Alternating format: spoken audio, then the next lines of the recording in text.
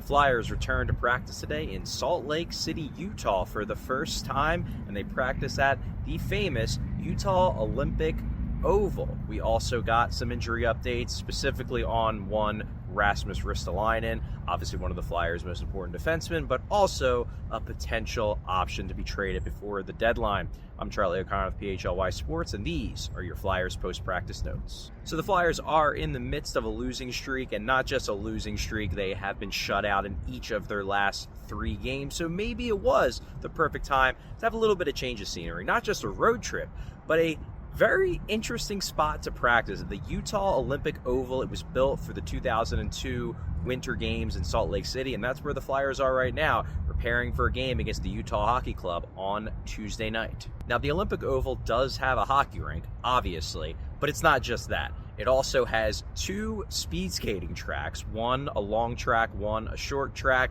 It's basically an entire indoor complex that was built for the Olympics in 2002. So unsurprisingly, you had some Philadelphia Flyers players testing it out. Eric Johnson in particular did a full lap. Cam York was out there. Flyers coaches even gave it a shot. You had Brad Shaw, who coaches the defensive penalty kill. You had Angelo Ricci, their skills coach, were out there. Everybody wanted to try it out, and it was pretty fun to watch. And maybe it was perfectly timed to have a lighthearted day. The last week has not been an easy one for the Flyers. 3 consecutive shutouts, but not just that.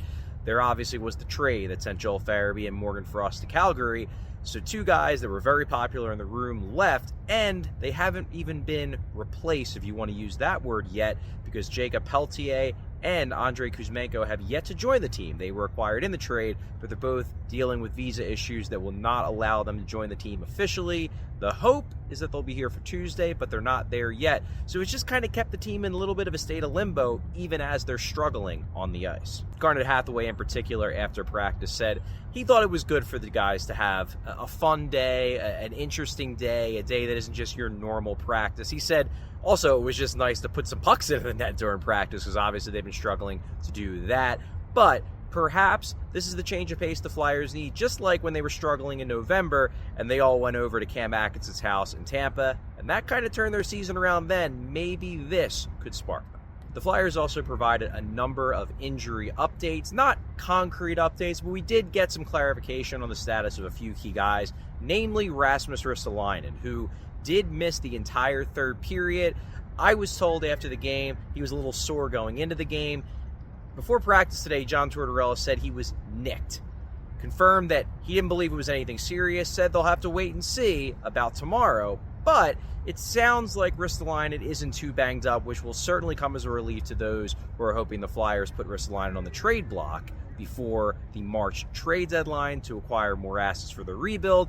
But even if he is or isn't traded, they're going to need him on the ice. Ristolainen's been one of their best defensemen, and he's going to be representing Finland at 4 Nations, so Finland certainly wants to make sure he's healthy as well.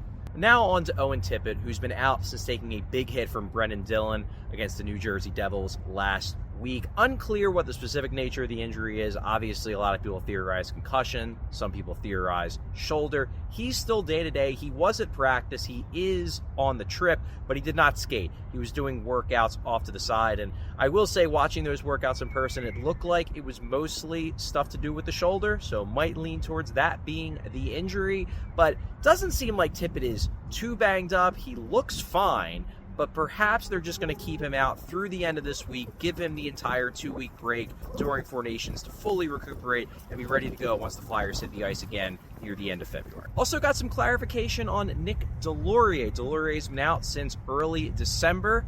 He is skating, he is practicing, he was on the trip, and we got confirmation from John Tortorella today that he is ready to be pulled off injured reserve. He's ready to play. The problem is, Flyers are just going through some paperwork issues, some roster issues, largely because of the statuses of Pelletier and Kuzmenko. So Deslauriers has yet to be pulled off IR, but the Flyers are working through that, and I think the hope is that that'll be resolved by end of day today, and perhaps Nick Deslauriers could be an option for Tuesday. Health-wise, he is.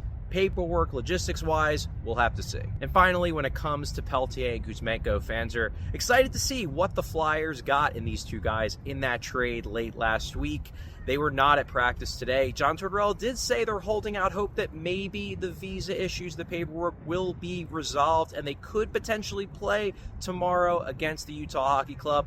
But the fact they're not here yet doesn't seem like that positive of a sign. They've yet to go through a practice with the team. There is a morning skate on Tuesday morning, so potentially they could do that. But right now, I'm leaning towards them not being in the lineup on Tuesday. I guess we'll see. I will say, though, we did talk to guys like Deslauriers and Hathaway after the practice. Apparently, Peltier in particular has been reaching out to Philadelphia Flyers players. He's been quizzing them. Deslauriers, as a fellow French-Canadian, has been going back and forth with them, teaching them a little bit about the systems.